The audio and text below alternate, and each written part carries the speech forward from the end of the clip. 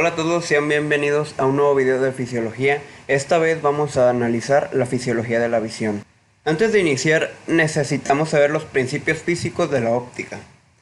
El índice de refracción de un medio de transporte. Esto es que los rayos de luz van a viajar a través del aire a una velocidad de unos 300.000 km por segundo, pero se desplazan con mucha mayor lentitud cuando recorren sólidos y líquidos transparentes.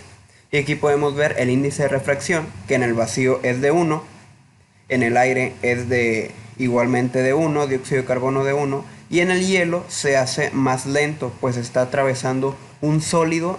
Y como pueden ver, pues la velocidad es lo mismo. En un vacío no hay nada, la velocidad continúa. En cambio, en el hielo, en el sólido, pues la velocidad va a bajar. Y con esta fórmula básicamente lo podemos calcular. El índice de refracción es igual a la velocidad de la luz en el vacío entre la velocidad de la luz en el medio. Ahora vamos a ver cómo es que influyen estos rayos de luz contra un objeto.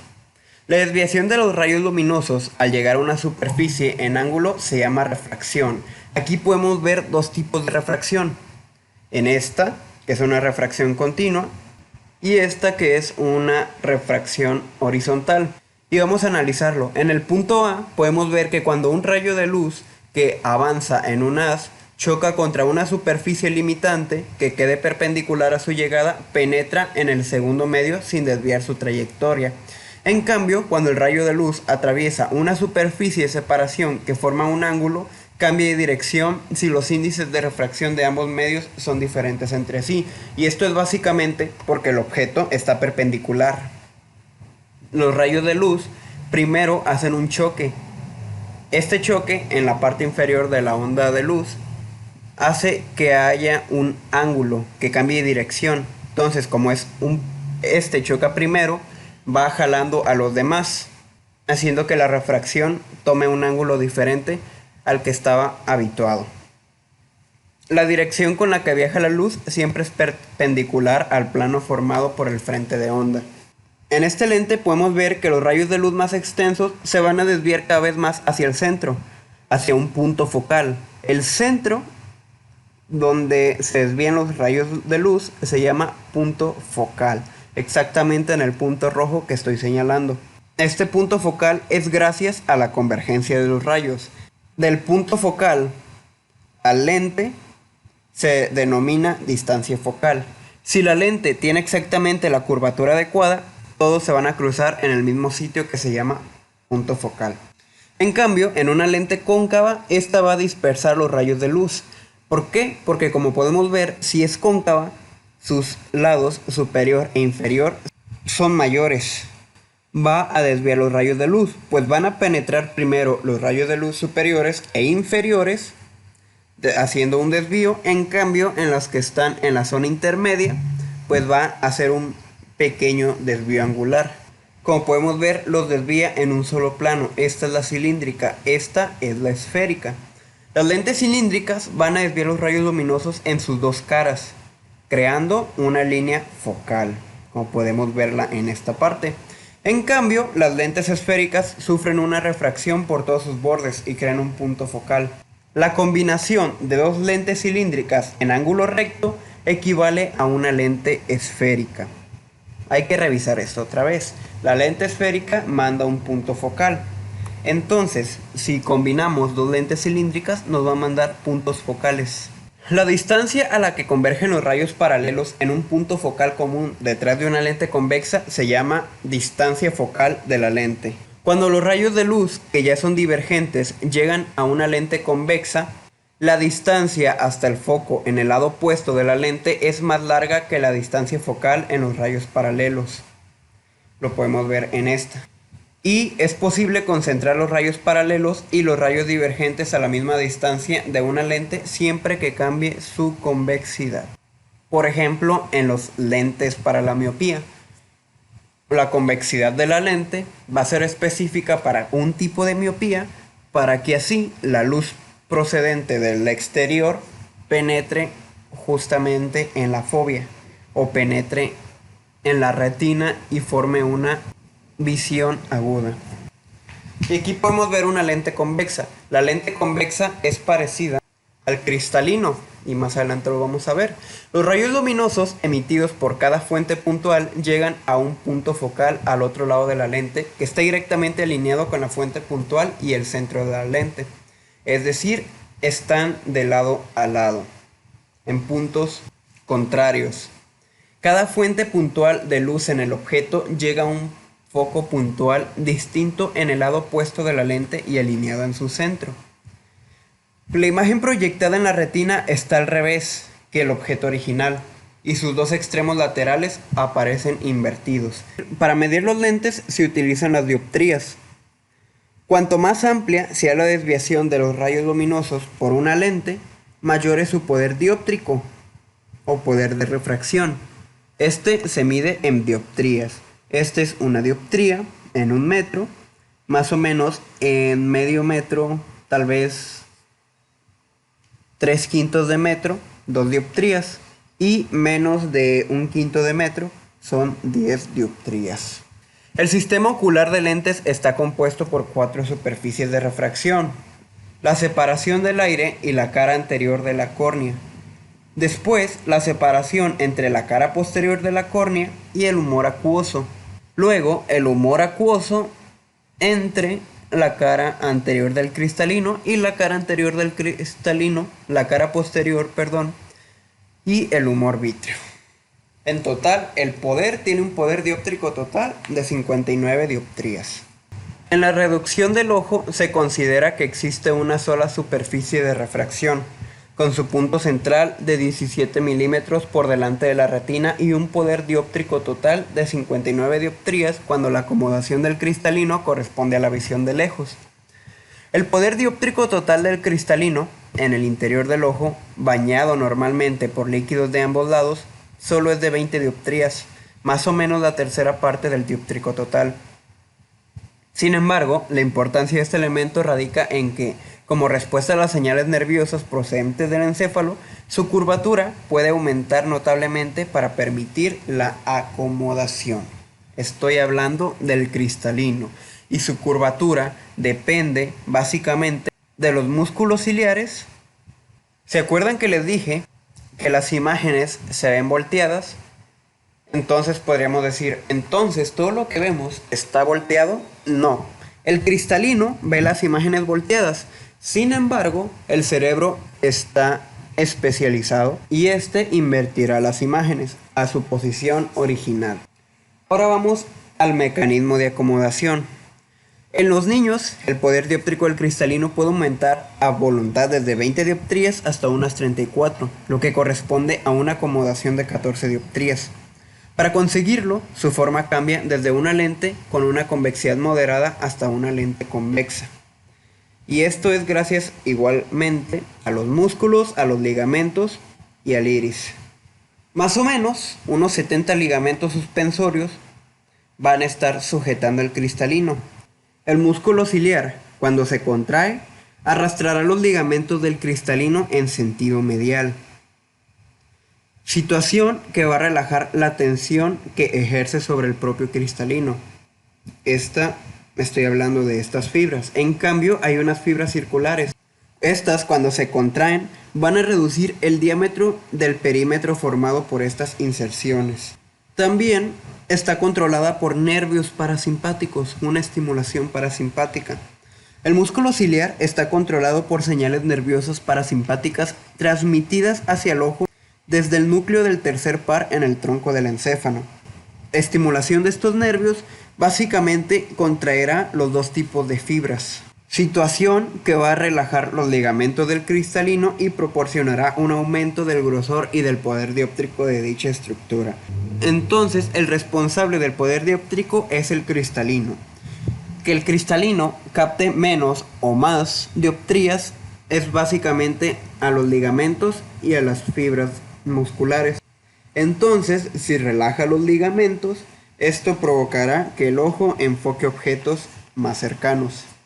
Lamentablemente, cuando nosotros envejecemos, el cristalino empieza a crecer, se empieza a engrosar, perdiendo la capacidad de estirarse. pues está más grande, está más grueso, no es tan maleable como antes. Esto es gracias a la desnaturalización progresiva de las proteínas. Ahora pasaremos con el diámetro pupilar. La principal función del iris consiste en incrementar la cantidad de luz que llega a los ojos en una situación de oscuridad y disminuirla durante el día. Y nosotros lo podemos comprobar. Nosotros podemos mirarnos en un espejo y si acercamos una luz a nuestros ojos, por ende, si está fisiológicamente bien, si no tiene ninguna patología, el iris tendrá a contraerse, tendrá que hacerse más pequeño. Esto es para no dejar pasar toda la cantidad de luz, porque si esto pasara, pues no podríamos tener una visión tan nítida. El grado de luz que penetra en los ojos a través de la pupila resulta proporcional al área pupilar o al cuadrado de su diámetro. La profundidad del ojo del sistema del cristalino aumenta cuando disminuye el diámetro pupilar. Ahora procederemos a la agudeza visual. La luz procedente de una fuente puntual alejada, cuando se enfoca sobre la retina, debería ser infinitamente pequeña. Dicho punto retiniano corrientemente posee un diámetro total de unos 11 micrómetros. La mancha resulta más brillante en su centro y se va oscureciendo gradualmente hacia los bordes. Una persona con una agudeza visual normal percibe dos entidades independientes cuando están separados de 1,5 a 2 micrómetros. Entonces, a una distancia de 2 micrómetros, si tenemos una agudeza visual normal, no tenemos miopía, vamos a identificar dos puntos distantes. Por ejemplo, cuando esperamos el camión y tenemos que ver si es el 3A o el 3B. Y para captar si es un número o si es una letra, vamos a necesitar esta agudeza visual, la cual deberá estar separada por 2 micrómetros. Si están muy juntas y a una distancia vaya separada, pues va a ser difícil su percepción. Ahora continuamos con la percepción a la profundidad. Vamos a tener que el ojo va a determinar el tamaño que poseen las imágenes de los objetos. Esto es gracias a que el cerebro ha aprendido a calcular automáticamente la distancia de los objetos según las dimensiones de una imagen cuando se conocen las medidas. Es decir, nosotros sabemos que fulanito, por ejemplo, que Brian va en la calle, va caminando, se dirige a la universidad. Sabemos que es Brian porque nuestro cerebro tiene una imagen de Brian. Él sabe que mide casi 2 metros, que está muy alto, que está delgado. A pesar de que no vemos los 2 metros de cerca, los vemos de lejos, porque él puede calcular la distancia. Si es un objeto desconocido, no lo podremos calcular, no podremos saber qué es. En cambio, si es un objeto conocido, sí lo sabremos. También el efecto de movimiento de paralaje. Cuando desplazamos la cabeza hacia un lado o hacia el otro, las imágenes de los objetos cercanos se mueven con rapidez a través de la retina, mientras que en el caso de los objetos alejados permanecen casi inmóviles por todo.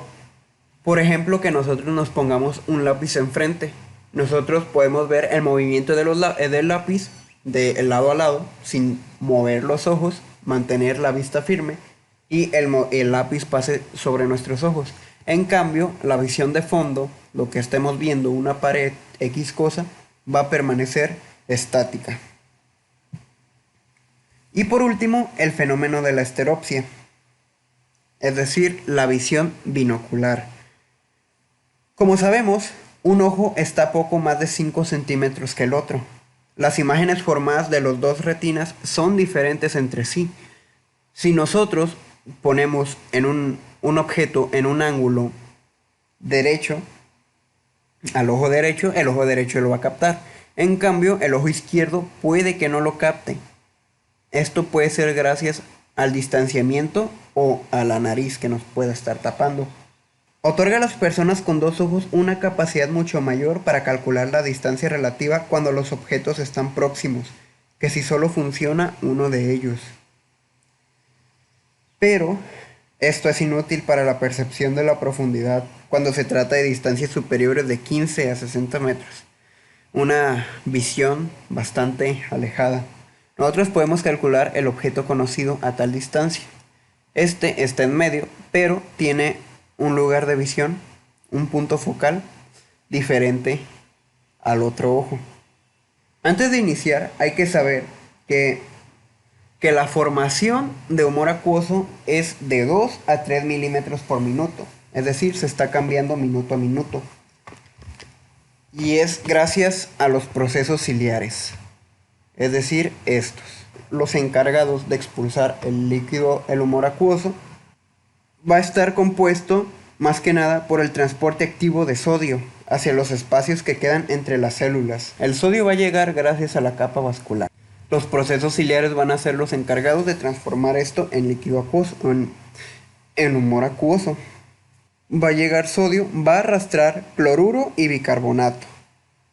Todos estos componentes van a provocar el desplazamiento osmótico de agua desde los capilares sanguíneos que se hallan debajo de los mismos espacios intercelulares del epitelio. Entonces, una vez formado el humor acuoso, atravesará el epitelio por transporte activo o difusión facilitada. Entonces, si se está formando minuto a minuto, debe haber una circulación. Sí hay una circulación. Primero va a fluir a través de la pupila hacia la cámara. Circulará por delante del cristalino y hacia el ángulo que queda entre la córnea y el iris. Entra en el conducto de Schlemm y pues ya vamos a esta imagen. Este tiene una membrana porosa y es tan porosa que las moléculas grandes de proteínas pueden pasar aquí.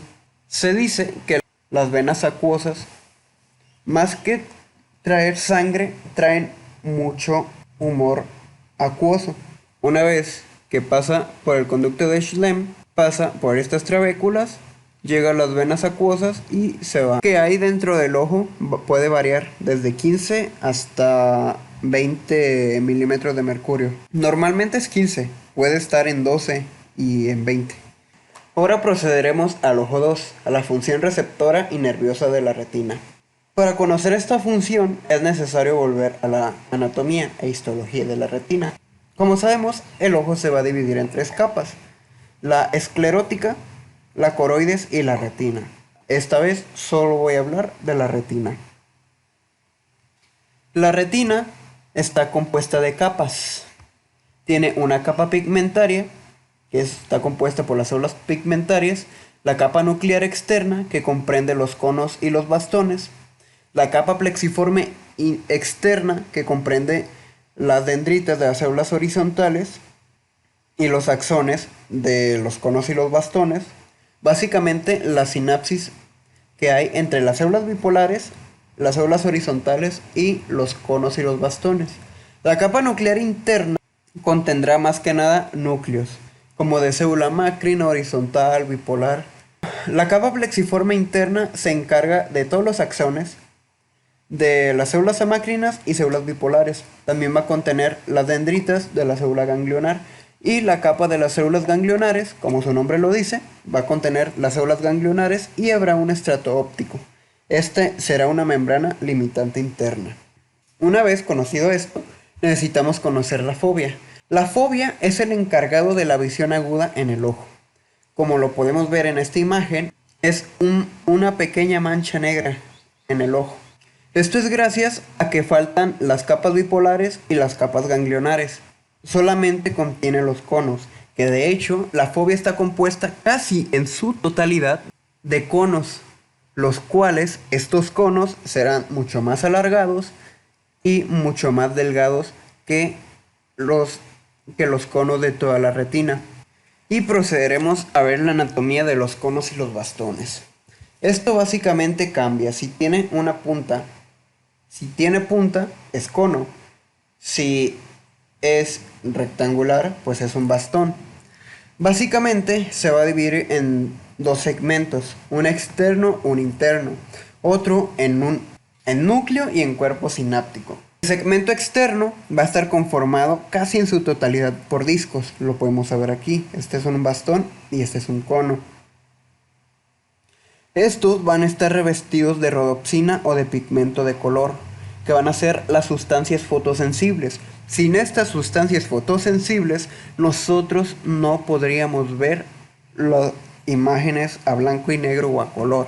Que, ojo, cabe decir que los bastones tienen la rodopsina encargada de la visión en blanco y negro y los conos van a contener los pigmentos de color encargadas, pues vaya, del color. Bastones con B de blanco y negro y conos con C de color. Oye, ¿qué son estas sustancias fotosensibles? Básicamente son proteínas conjugadas. En el segmento interno no hay mucho que comentar. Es un citoplasma habitual de cualquier célula, solo que contiene muchas mitocondrias para proporcionar la energía, el ATP necesario, que lo vamos a ver más adelante, la importancia de este ATP. El núcleo es, como todos, un núcleo normal, y pues el cuerpo sináptico va a ser la sinapsis, vaya, que conectará con las células horizontales y las bipolares. La capa pigmentaria, la capa más externa de la retina, contiene melanina, la cual impide la reflexión lumínica por toda la esfera ocular. Así es, como lo acabas de oír, melanina, igual que en la piel. Pero la importancia de es que si nosotros recibimos una luz que llegue en estas zonas que existe este bastón solamente, va a quedarse en estas células. En cambio, con ausencia de melanina, tendríamos una imagen menos aguda, menos nítida. Como lo podemos ver, esta es la imagen de un albino. Por ejemplo, si un albino ingresa a una habitación radiante, la luz que incida en la retina se refleja en todas las direcciones dentro del globo ocular. Esto es gracias a que no tiene la melanina. Entonces, si no hay una melanina, no habrá una visión nítida, porque supongamos que la melanina, igualmente en esta imagen lo podemos poner como estos puntos negros, tomará la luz, por decirlo así, y la guardará, la compartirá para ella misma. No tomará la luz y la dispersará para sus amigas. La melanina es muy egoísta y tomará la luz para ella misma. En cambio, las células pigmentarias son muy buena onda. Entonces, cuando la melanina no está, llega la luz y en vez de quedarse estas células pigmentarias con la luz, la comienzan a dispersar por todas para que todas alcancen la luz. Y también la capa pigmentaria va a albergar mucha vitamina A. La vitamina A, muy importante en procesos de la visión. Lo vamos a ver más adelante. Procederemos a la fotoquímica de la visión. Primero que nada vamos con la excitación de los bastones. Básicamente, esta excitación provocará ver colores. En este caso, como es un bastón, vamos a ver el color blanco y negro. Se encuentra la rodopsina.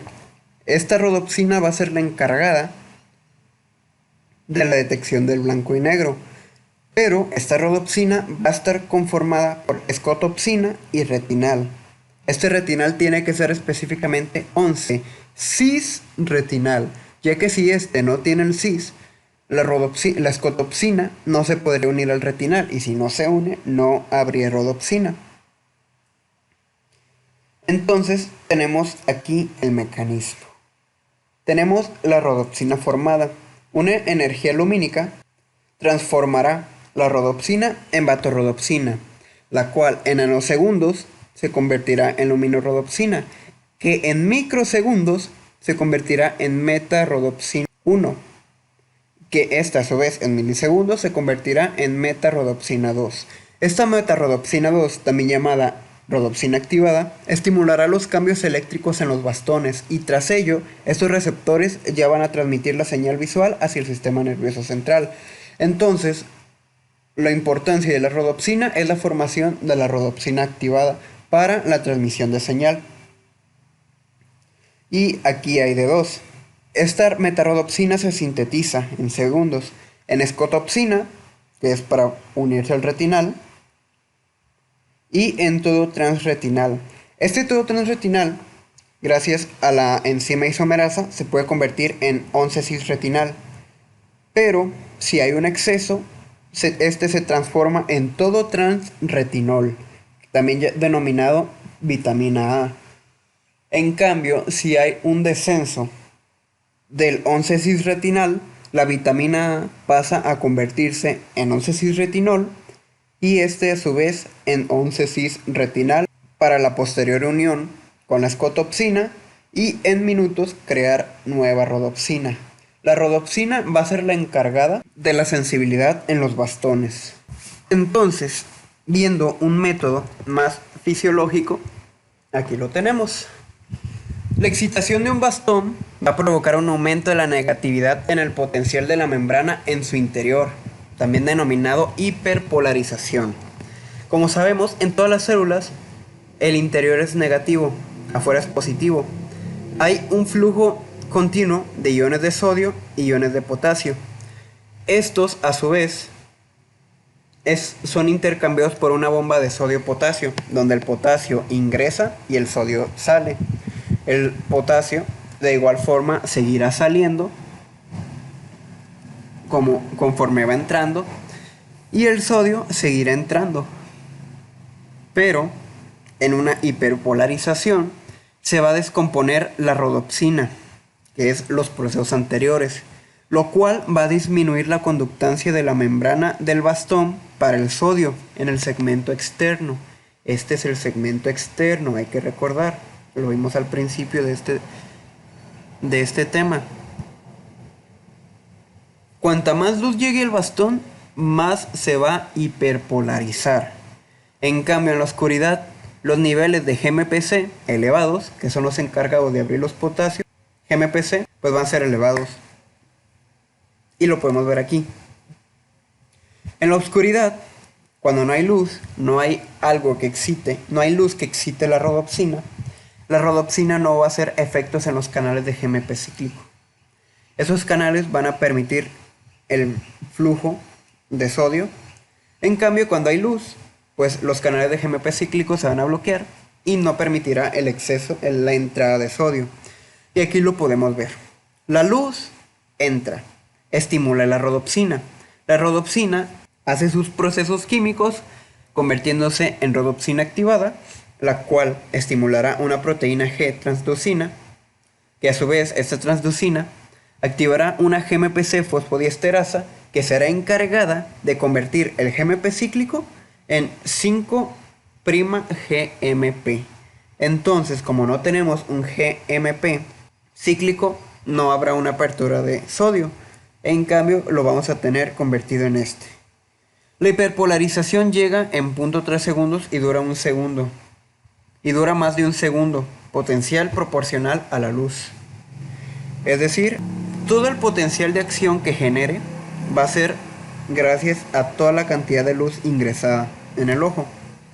Y lo podemos ver de forma sencilla en esto. Un fotón, que es decir, la luz, una mínima cantidad de luz, va a activar un electrón en la porción del 11 cis retinal. Este genera rodopsina activada. Esta estimulará las moléculas de transducina, lo vimos aquí, que a su vez estimulará la fosfodiesterasa, la cual hidrolizará el GMPC en 5-GMP y por cada rodopsina activada cierra cientos de canales de sodio. En cambio, cuando no hay luz y queremos revertir el proceso, simplemente la sinasa de rodopsina va a desactivar la rodopsina activada y se vierte el proceso. En cambio, la fotoquímica de la visión en los conos es básicamente lo mismo, solo que aquí vamos a encontrar un cono azul, un cono verde y un cono rojo. Podemos ver la absorción de luz por la longitud de onda en los 3 tipos de conos y en los bastones.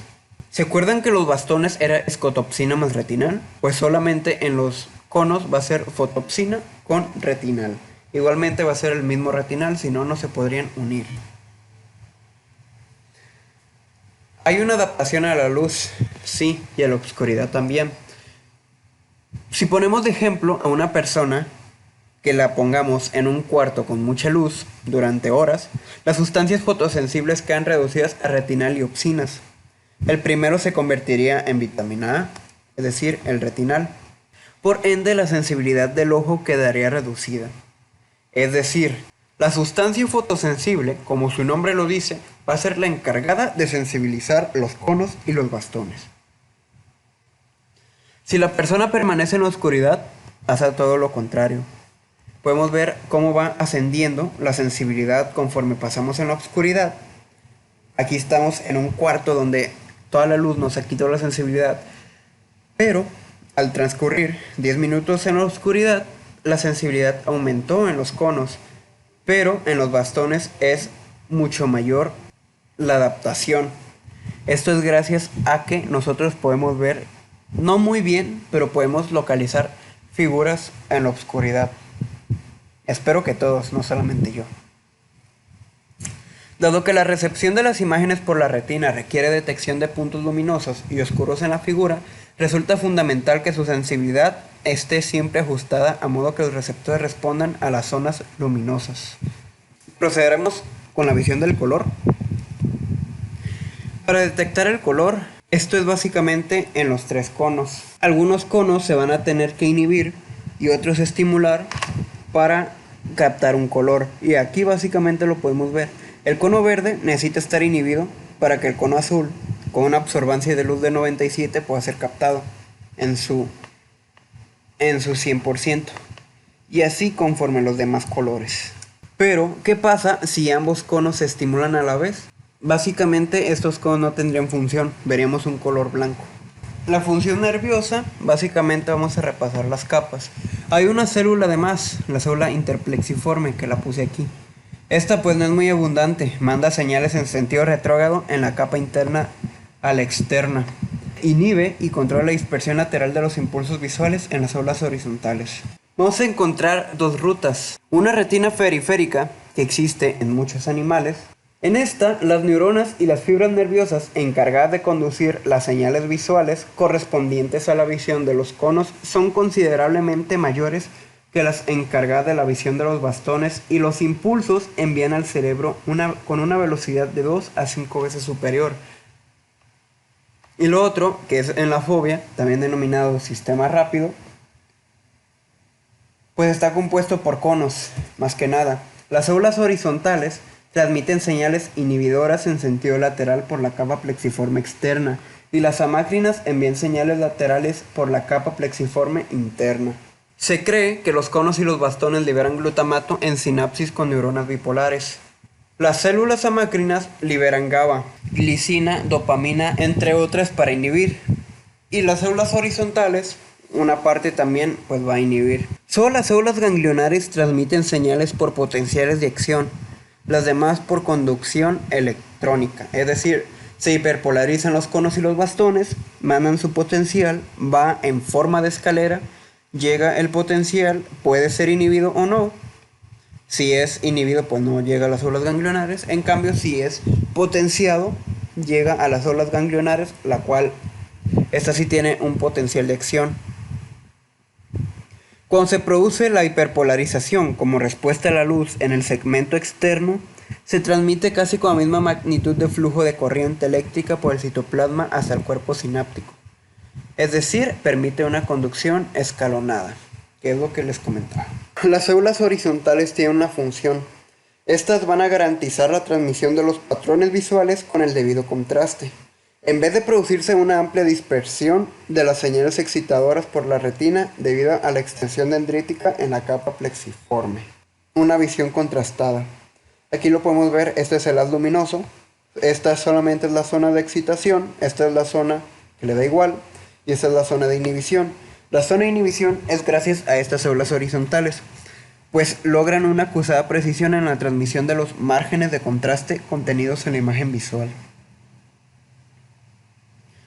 En cambio, las células bipolares son de ambos tipos. Estos van a hiperpolarizar o despolarizar. Se cree que hay tipos de estas células, la cual una se hiperpolariza gracias al glutamato liberado por el cuerpo sináptico y otra se despolariza. Es decir, se va a despolarizar si el bastón o el cono no liberó el glutamato. Las células horizontales presentan el primer mecanismo de inhibición. En cambio, estas células bipolares son el segundo mecanismo de inhibición. Y por último tenemos a las células amácrinas. Dicen que hay 30 tipos o más de 30 tipos, pero se han descubierto solamente estas funciones. Unas tienen una vía directa para la visión de los bastones. Otros responden cuando inicia una señal continua, pero su actividad va a extinguirse con rapidez. Otras tienen una respuesta enérgica al desaparecer señales visuales. otras responden cuando se enciende o apaga una luz y otras responden al movimiento de un punto a través de la retina en dirección específica. Básicamente sirven para analizar las señales visuales antes de que abandonen la retina. Son las encargadas de mandar las imágenes al sistema nervioso central si es que estas son de suma importancia. Y por último tenemos las células ganglionares. Más o menos entre 60 bastones y 2 conos convergen en una célula ganglionar. Estas se dividen en 3. Las células en tipo W son de velocidad lenta. Excitan desde los bastones a través de células bipolares y amácrinas. Estas son sensibles a detectar movimientos direccionales. Las células X van a transmitir los detalles finos de las imágenes visuales. Son responsables de la visión de colores. Y las células Y son las más grandes y rápidas. Estas células Y las vamos a ver mucho en el siguiente tema, que es el ojo 3. Estas van a responder a modificaciones rápidas de las imágenes visuales y van a comunicar al sistema nervioso central la irrupción de un fenómeno nuevo en el campo visual de un modo casi instantáneo. Entonces, la excitación ganglionar dependerá de la intensidad de la luz. Como podemos ver, cuando llega la luz en una célula ganglionar directa, esta es una célula ganglionar lateral, estos impulsos empiezan rápidos, pero van disminuyendo lentamente, mientras la luz permanezca encendida. En cambio, la célula ganglionar lateral va a permanecer inhibida. Igualmente, para que haya una agudeza visual, para que podamos captar una imagen mucho más perceptible. Y por último tenemos la transmisión de señales de contraste. Hay que suponer que el fotorreceptor central está estimulado por un punto de luz brillante, mientras que uno de los dos laterales se halla en la oscuridad. Este excitará la vía directa, por lo cual, como este está en la oscuridad, no recibirá una inhibición en esta zona. Entonces, cuando hay un contraste visual, las señales que recorren las vías directa y lateral se potencian mutuamente. En cambio, si estos 3 conos están activados, y suponiendo que son conos, y suponiendo que son de diferente color, si se activan ambos, no podremos ver ninguna señal, ningún color. El color va a ser blanco. Otras células ganglionares van a recibir un tipo de cono de color e inhibición de otro. Y este mecanismo es así. Un tipo de cono de color excita la célula ganglionar por la vía excitadora directa a través de una célula bipolar despolarizante. Es decir, esta. Mientras que el otro tipo de color la inhibe a través de la vía inhibidora directa mediante una célula bipolar hiperpolarizante. Esta inhibición va a ser muy importante para contrastar los colores, para que un cono verde y un cono azul no estén activos y así el verde está inactivo y el azul activo y poder ver un color azul. Vamos a continuar con el ojo 3, neurofisiología central de la visión. Vamos a tener que los nervios ópticos provenientes de los ojos van a converger en el quiasma óptico. Es decir, el ojo izquierdo, en su parte izquierda, va a pertenecer a la parte izquierda. Y de igual forma el derecho. Es decir, los ojos izquierdos, los ojos en su parte izquierda, es decir, ojo izquierdo, izquierda derecha, van a pertenecer a la parte izquierda, al hemisferio izquierdo, y viceversa con la parte derecha. Los nervios ópticos van a salir de los ojos, llegan al quiasma óptico. Una vez divididos por partes izquierdas y partes derechas, las fibras de cada tracto óptico van a hacer sinapsis en el núcleo geniculado lateral dorsal, también llamado cuerpo geniculado lateral. Y desde aquí, las fibras geniculocalcarinas se van a dirigir hacia la radiación óptica, hacia la corteza primaria. Otras también se van a dirigir a otras zonas. El núcleo supraquiasmático del hipotálamo, encargado de los ritmos circadianos. Otro a los núcleos pretectales del mesencéfalo, encargado de los movimientos reflejos y enfocar los objetos de mayor importancia. Otro al colículo superior, para controlar los movimientos direccionales rápidos de los ojos. Y por último, hacia un núcleo geniculado lateral ventral, para contribuir al dominio de funciones conductuales. Básicamente, el cuerpo geniculado lateral va a transferir la información visual desde el tracto óptico a la corteza visual, como lo podemos ver ahí en la sinapsis, a través de la radiación óptica, también denominado tracto geniculocalcarino.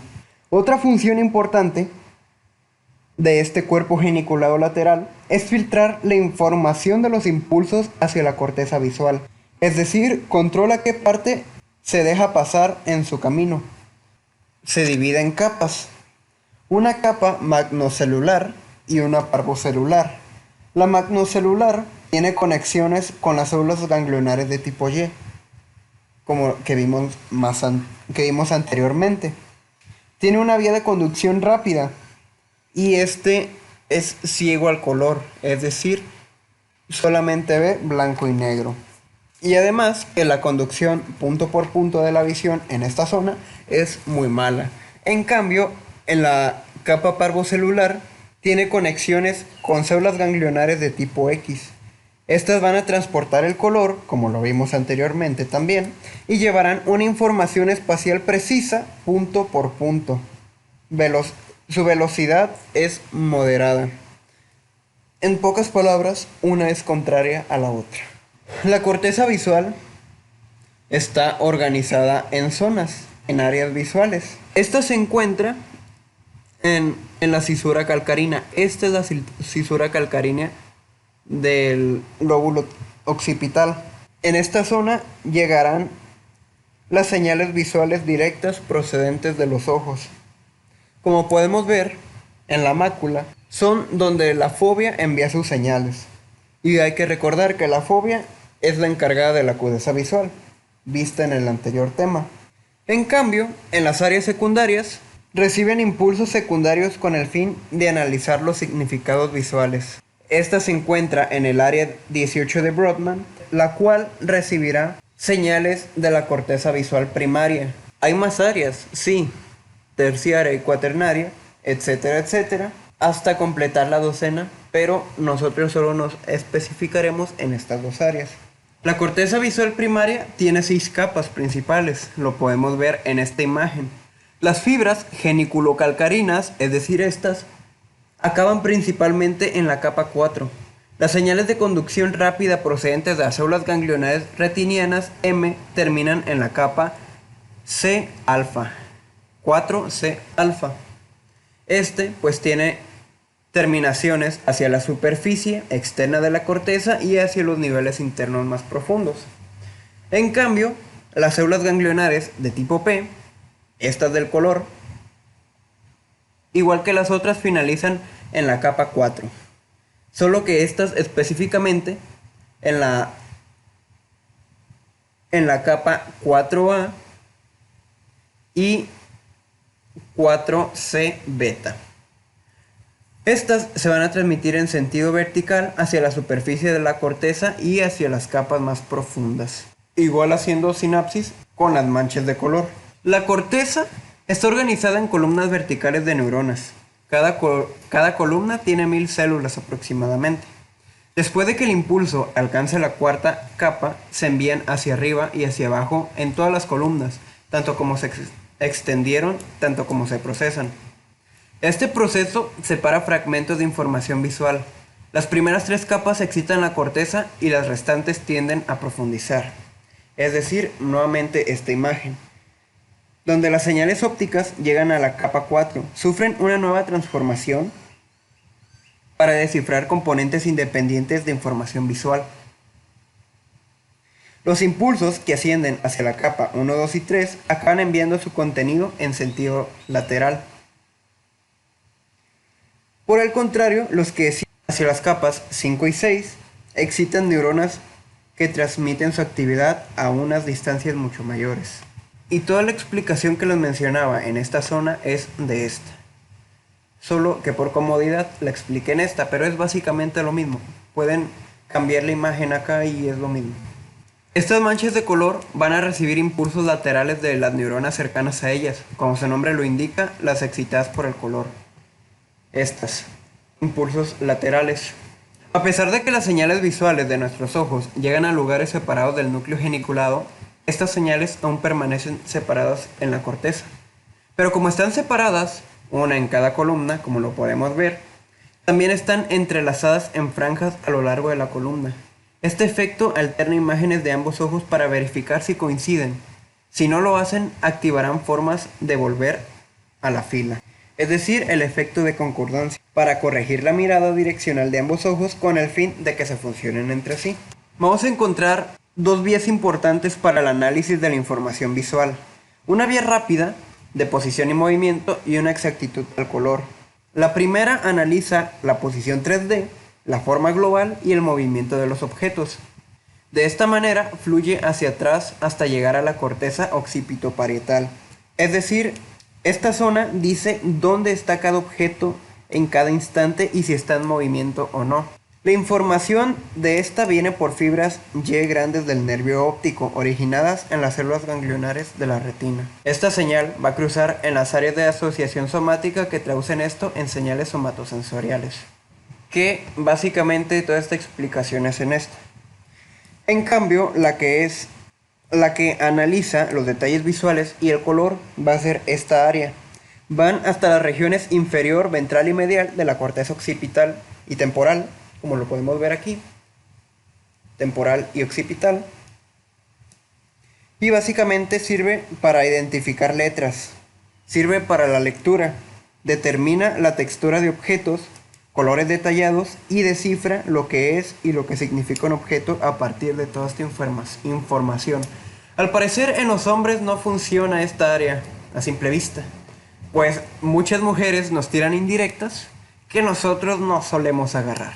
Continuamos con los patrones neuronales de estimulación durante un análisis de imagen visual. Estos, básicamente las señales de la corteza visual primaria, se ocupan sobre todo de contrastes en la escena visual. Cuanto mayor sea la nitidez del contraste y la diferencia de intensidad entre las zonas luminosas y las oscuras, más acusado será el grado de estimulación. Y lo podemos ver aquí, una estimulación retiniana y una estimulación cortical. ¿Hay células de diferentes tipos? Sí. Las células simples, ubicadas en la capa 4 de la corteza visual. La excitación de neuronas de segundo orden, de sistemas lineales de células, se inhiben mutuamente. Con cada orientación de una línea de este tipo se estimula células neuronales específicas. Una línea dispuesta según una dirección diferente excita un grupo de células distinto. Por eso se denominan células simples. Una línea horizontal, una diagonal, una vertical excita una célula de estas. En cambio, las células complejas, ubicadas en la parte 4 de la corteza visual, se ubica más que nada líneas orientadas en una misma dirección. Estas neuronas aún seguirán estimuladas si la línea conserva la misma dirección. Por eso es que se denominan células complejas. Aquí podemos ver una imagen. Una línea en una misma dirección sigue estimulando estas células. Y hay otras células complejas o hipercomplejas que son encargadas del color. Estas neuronas detectan órdenes aún más elevadas de información procedentes de una escena visual. A medida que uno asciende dentro de la vía analítica de la corteza visual, se descifran cada vez más características de una escena visual. Y estas son importantes para la detección del color, como les comenté anteriormente. El mecanismo de así en pocas palabras, depende del hecho de que los tonos de contraste llamados colores contrarios, un verde, un azul por ejemplo, exciten células neuronales específicas.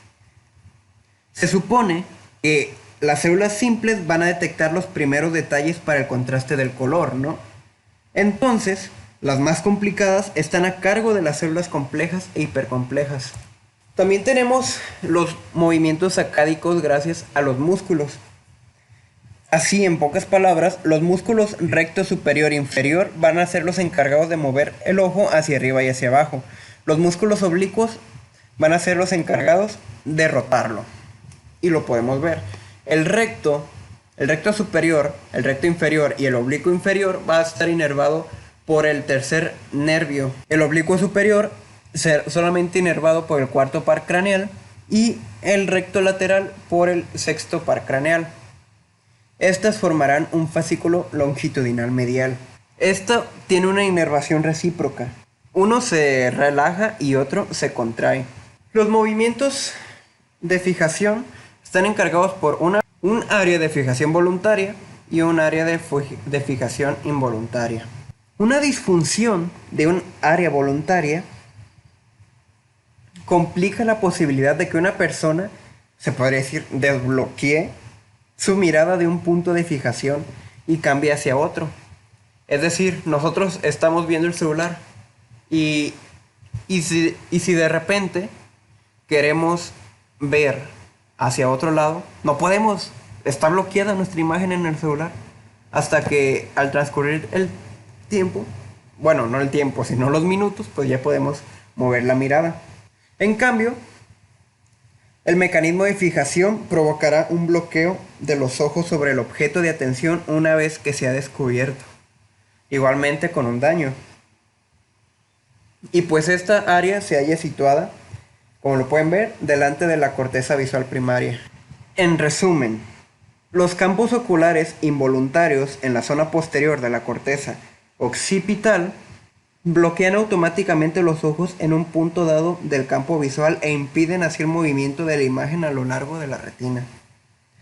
Cada vez que el punto alcanza el borde de la fóvea, se produce una reacción refleja súbita, que genera un movimiento de sacudida para alejarlo de este límite y llevarlo hacia su entorno. Estos son movimientos voluntarios, una línea continua, y los involuntarios son línea puntuada. Entonces, cada vez que el punto alcanza el borde de la fóvea, se produce una reacción refleja súbita, que genera un movimiento de sacudida para alejarlo de este límite y llevarlo hacia su centro. Y los colículos superiores serán los principales responsables del giro de los ojos y de la cabeza para dirigirlos a la perturbación visual. Las fibras del nervio óptico que van desde los ojos hasta los colículos y son los responsables de estos movimientos rápidos de giro son ramas de fibra M, de conducción rápida, uno de cuyos extremos se dirige hacia la corteza visual y otro hacia los colículos superiores. En cambio, los sonidos potentes o incluso un golpe recibido en el costado del cuerpo provocan un giro similar de los ojos, la cabeza y el tronco, pero solo si los colículos superiores están íntegros. Movimientos reflejos. Y por último tenemos el control autónomo de la acomodación de la apertura pupilar. Tenemos la región pretectal, va a enviar una sinapsis al núcleo de Edinger-Westphal, el cual, gracias al tercer par craneal, llegará hasta el ganglio ciliar, hará una sinapsis, llegará hasta el ojo, recibirá la visión y volverá, gracias al par craneal número 2, a la región pretectal. Acuérdense, esto es para la acomodación y apertura pupilar que vimos en el primer tema, pero hasta apenas se está tratando, porque Goiton. En cambio, hay otro mecanismo, que son desde los segmentos torácicos de la médula espinal, suben por el tronco simpático cervical, pasan por el ganglio cervical, pasan por el plexo carotídeo, y gracias al quinto par craneal, igualmente llegan a la pupila y regresan nuevamente a la región pretectal. Van a excitar el músculo ciliar y el esfínter del iris, produciendo la miosis y la midrasis. Y para la acomodación de los ojos hay que saber estos datos. Los rayos de luz rojos se enfocan un poco más atrás que los azules debido a que el cristalino provoca una desviación de estos últimos superior a la de aquellos. El ojo parece ser capaz de detectar cuál de estos dos tipos de rayos está mejor enfocado, y este dato transmite información hacia el mecanismo de acomodación con el fin de aumentar o reducir la potencia del cristalino. También los mecanismos nerviosos de la convergencia generan una señal simultánea para aumentar la potencia del cristalino. Y también la fobia, la claridad, aclara el enfoque en su profundidad. Es diferente de la claridad de enfoques en los bordes. Entonces podríamos concluir que el análisis de las señales visuales de las áreas corticales 18 y 19 de Brodmann y la transmisión de señales motoras hacia el músculo ciliar tienen lugar a través de la corteza pretectal en el tronco del encéfalo para seguir después por el núcleo de Edinger-Westphal y finalmente alcanzar los ojos por medio de las fibras nerviosas parasimpáticas. Eso ha sido todo, espero les haya gustado este video de la fisiología de la visión. No quedó como quería que quedara, pero hice el intento para que quedara lo más entendible posible. Igualmente, si tienen comentarios, si tienen dudas o aportaciones, déjenmelo saber en los comentarios. Muchas gracias por ver el video. Nos vemos en un próximo.